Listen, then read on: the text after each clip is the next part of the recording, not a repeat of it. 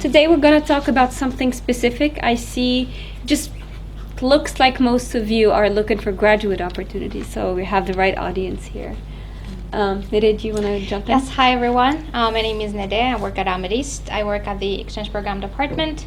I manage various scholarship programs, and today I'm here to talk to you about one particular scholarship, which is the Fulbright Scholarship Program. It gives you opportunity for a master's degree, or if you're already enrolled in a PhD program here in Tunisia, it will give you an opportunity for 10 months of doctoral research. So I'm going to take the floor, after Mariem to talk about this. Yeah, so we usually do this presentation together because Nede takes care of the scholarship itself, so whatever is technical.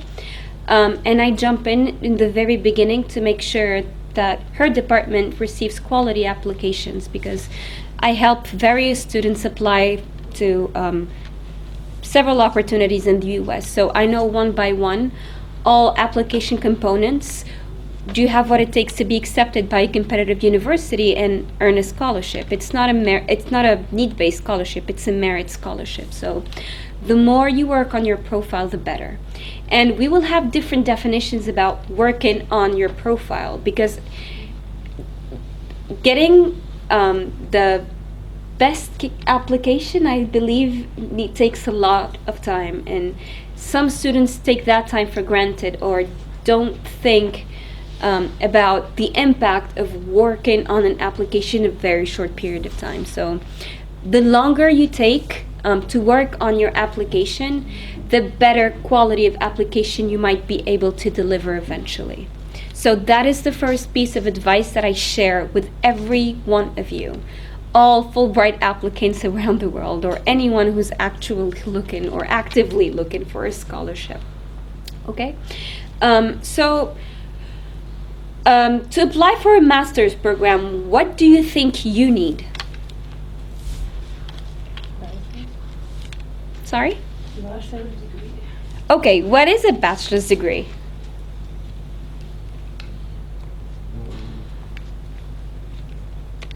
Okay, so it's a pretty tricky question. I'm going to address this comment to students who are under the LMD system, and they are third graders. Well, we started the LMD system in Tunisia around 2007, 2008. And ever since, the Fulbright has been running in Tunisia for tens of years. So we still cannot figure out how to convert 3 years to 4 years. And we have been contacted by universities who advised us to submit applications once the student completes a 4th year. So they don't necessarily look at the credits that you have taken during your undergraduate education. They will also look at how many grade transcripts you have. That is as important as your credits.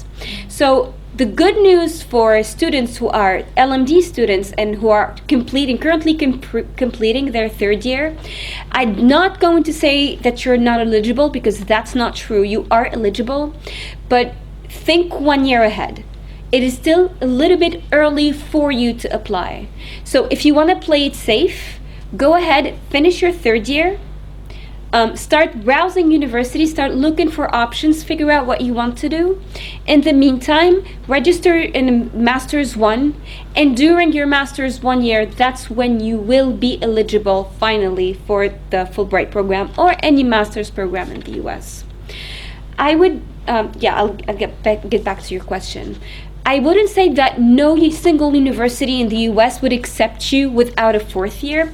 Some of them might accept you, and there are 2 ways of working with this. I'm talking outside of the Fulbright here, just if you want to apply on your own and ask for scholarships from the universities themselves. They will either tell you, you know what, we've looked at your credits, you're fine.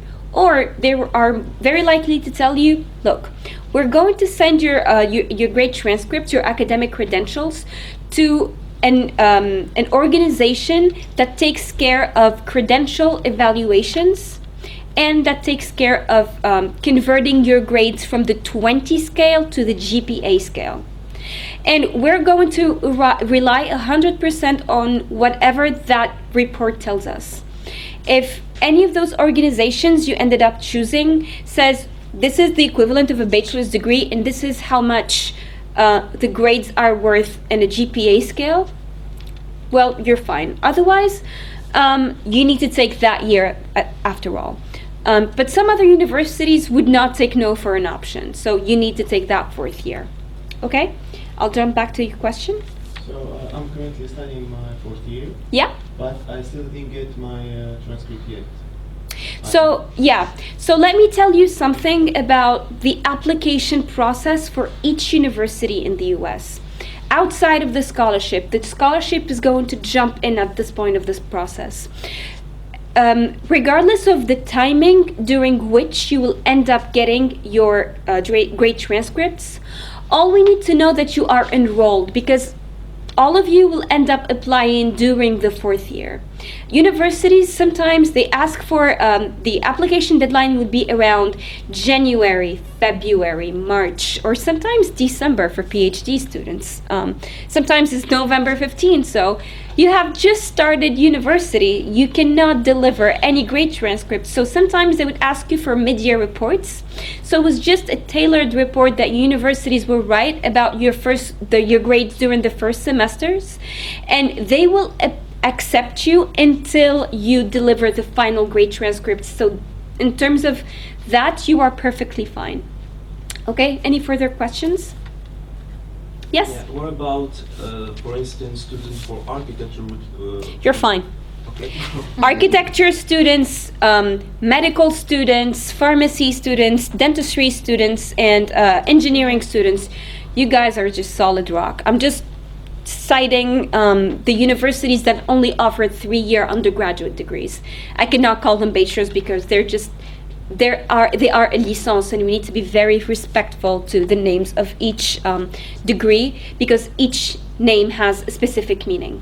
Okay? We need to make a difference, because if you say bachelor's degree while you have a licence, for someone who's reading your resume is going to keep on looking for that 4th grade transcripts, and they will send you an email. Well, I think we might have lost your grade transcript, or we don't seem to have found your grade transcripts. Can you please send or resend? So, yeah, that's how they will answer. Any further questions? Okay, so that's the first thing. So the academics. Once you had the academics all covered, what are you going to think about?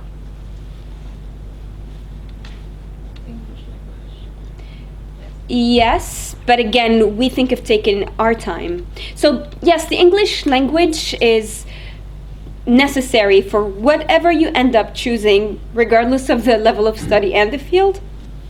But when you're thinking master's degree, when you're thinking graduate studies, what is the first thing that should pop in your mind? A great resume. Sorry? A great resume. A great resume, yes. What is on the resume? Your achievement, your professional career. Yes. It's much more simple than that. It is your interest. What is it that you want to study? Sometimes those issues are more important than what you actually can think, because when you want to study in the US, there are 2 different approaches that you might want to consider.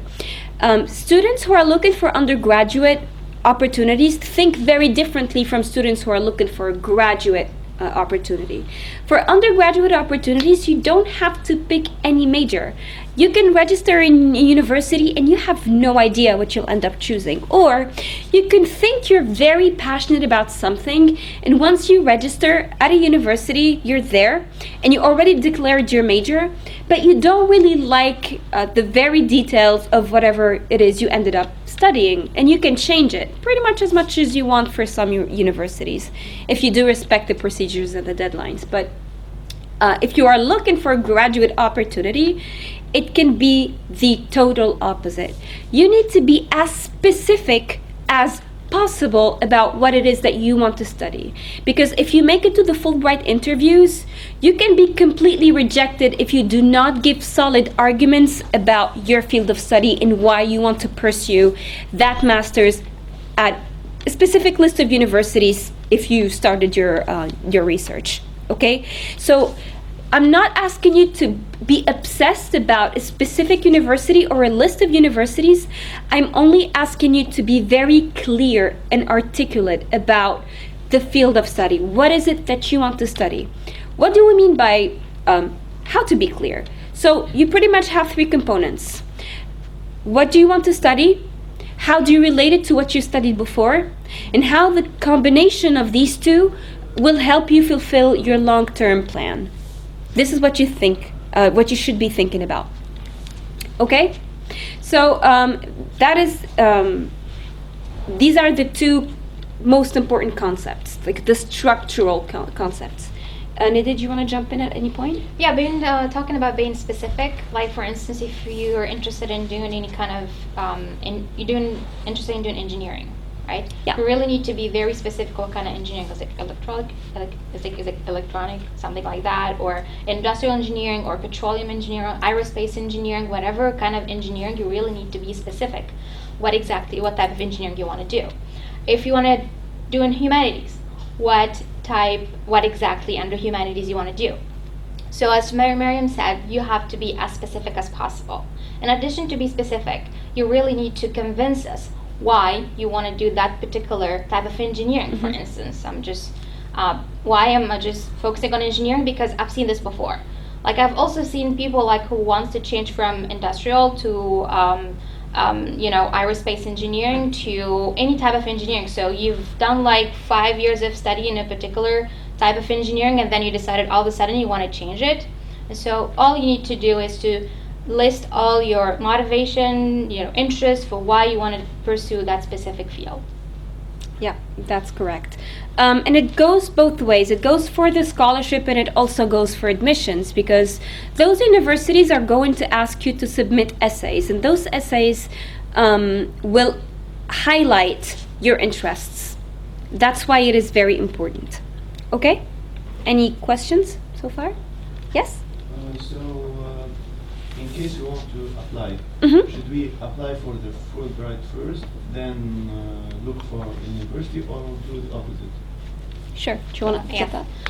We're here talking about two different things. Mariem is talking about applying to master's degrees in general, but if you're specifically asking about the Fulbright program is very peculiar in its, steps and phases, meaning that you must apply to get the scholarship before, to be nominated, not even to get the scholarship, to be nominated to get the scholarship, to be considered just in case you get accepted to any school. So phase 1 of the Fulbright program or process of the application is to apply and be nominated to get the grant.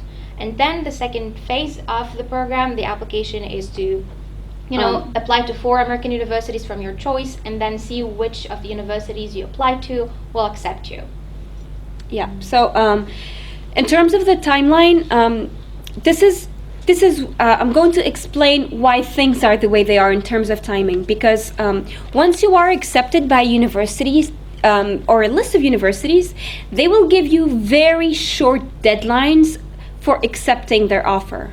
For example, let's say you hear from the university by March 30th, which is pretty much an average of the verdict release for most universities. And you need to submit an acceptance sheet. You sign an agreement of acceptance that you accepted the university's offer by pretty much May 1st at latest. At most, you need to submit it by May 1st, because that's when they will issue your visa documents. I'm not going to be very specific because the Fulbright is a specific case. And you will have a very short, they need to give you as much time as possible to work on getting your visa taken care of and being on campus on time. So imagine that you have not applied for any scholarships, okay? Or you applied for a university that does not offer any funding for international students, or very limited funding to international students, and you cannot afford the rest. Do you think you will have enough time in 2 weeks to apply and to be nominated for a scholarship before you submit an acceptance commitment to the university? I doubt that. So that's why the nomination to the scholarship comes first, because your mindset will be, look, I am nominated for this scholarship, so unless I'm accepted by the university, I know that my scholarship is safe. So I can 100% focus on getting accepted somewhere. So money afterwards would not be an issue. Okay? And most universities, well, the deadlines are the Fulbright scholarship opened, the application opened, and just bear in mind that you will be applying to most universities if hopefully you are nominated for the Fulbright scholarship sometime by December 15.